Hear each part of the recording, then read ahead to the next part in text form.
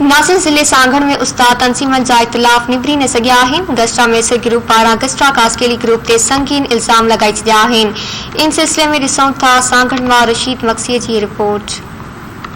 जी नाज़रीन, मां हींअर डिस्ट्रिक्ट सांगड़ जे वॾे खां वॾे शहर शहदादपुर में गवर्नमेंट म्यूनिसिपल हाई स्कूल में गस्टा मैसर जी ऑफिस में मौजूद आहियां। कुछ ॾींहंनि खां वठी उस्ताद तंजीमन जो इशूज़ हलन पिया। उन हवाले सां ख़ालिद ज़हूर बेग साहब आए, उन सां कुछ ॻाल्हि ॿोल कयूं था। कुछ ॿिया उहिदेदार भी मौजूद आहिनि।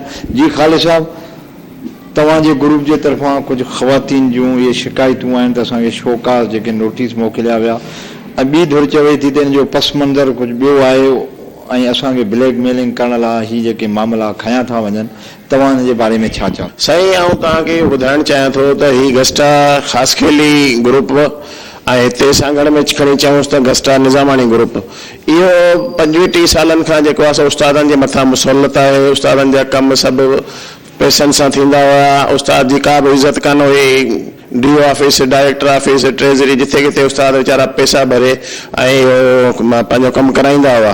सर, मां इहो चाहियां, कल्ह जेको इहो वाक़ियो थियो आहे, जेको लेडीज़ तां इन्हनि शोकाज़ नोटिस कढिया आहिनि, ॾिसो असांजो जेको सिंध धरती आहे इहा लेडीज़ जी वॾी इज़त कंदड़ धरती आहे।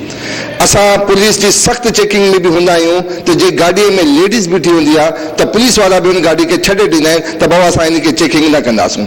त तव्हां न्याणियुनि ते एतिरो शोकाज़ नोटिस हलायो आहे। तव्हां घटि में घटि इहा सोचो त उहे पंहिंजी मर्ज़ी सां वेही आहिनि। हाणे उन्हनि खे सुकून सां पढ़ाइण जो सीनियरिटी लिस्ट ही कंहिं बि जेको मुखालिफ़ माण्हू जी सीनियरिटी लिस्ट में नालो विझंदा ई न। हींअर जेके 25 टीचरनि जा प्रमोशन कैंसिल कया, तव्हां चयो तव्हां सीनियरिटी लिस्ट में हुआ ई कोन। जॾहिं उन्हनि उस्तादनि फाइल पेश कया, पंहिंजा सीनियरिटी पेश कई, त हुननि चयो त इहे लिस्ट में आहिनि ई कोन। भई तव्हां ॾींदो ई कोन त कीअं ईंदा?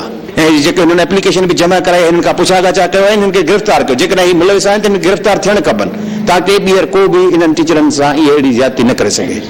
कैमरामैन जावेद गोरी सां गॾु रशीद मक्सी, धरती TV न्यूज़ सांगड़।